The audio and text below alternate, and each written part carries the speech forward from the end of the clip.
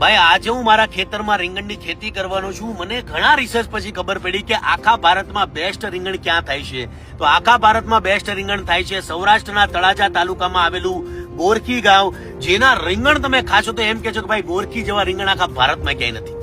શક્તિ બાબુ મને લઈ જાય ગોરખી.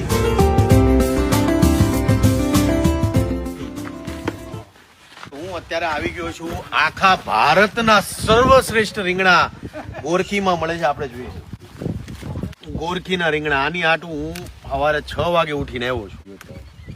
આ રીંગણાની તમને એક બીજી ખાસિયત બતાવું કે આ તમને ગોરખીના રીંગણા એવા ગોળ મળશે ને આમ જોઈને જ તમને એમ લાગે કે હું રીંગણા છે. આ જુઓ તમે આમ રાખો. અરે એમ નહીં, આમ તમારા ખંભા પર રાખો ની એટલે કન્યા કાઢવાના.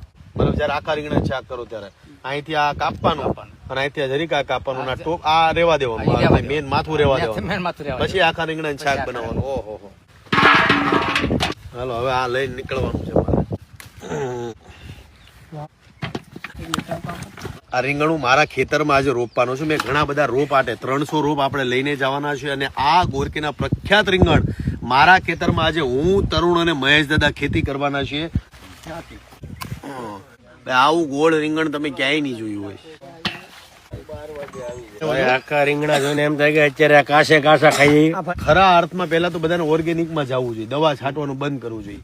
અને આ ગોરખીના રીંગણા એટલા બધા ફેમસ શું કામ છે? આ રીંગણાની મીઠાઈ છે તે ટાઈપની આવે છે. વર્ષોથી અમારે સુરતમાં કહેતા હતા કે ગોરખીનું રીંગણ. હવે ગોરખીનું રીંગણ હોય કે કોઈને ખબર જ નથી. આની મીઠાઈ અને આખું ભરેલું આવે. બાપા સુરતમાં મોટા મોટા બોર્ડ મેરા છો કે ગોરખીના રીંગણા. આ રીંગણા ભાઈ સુરત વાળા જોવો તમે. અમે તો એટલા છલાક છીએ કે લાઈવ ખાઈએ તો લઈએ આમ રાખો. હા હા કાચું રીંગણું છે ને તો ભાઈ ગળું ગળું મીઠું મધ જેવું લાગે છે. ભાઈ ગોરખી વાળાએ મારા માટે એ કરવાનું છે કે બધા 5-5, 6-6 રીંગણા તગારામાં નાખશું. હાલો એવા રીંગણા આવે ને એટલે મસ્ત મારા ફામે મારા ખેતરે લઈને આજે આ રીંગણાનું શાક બનાવવાનું છે. નાખી દો, બસ બધા નાખી દો.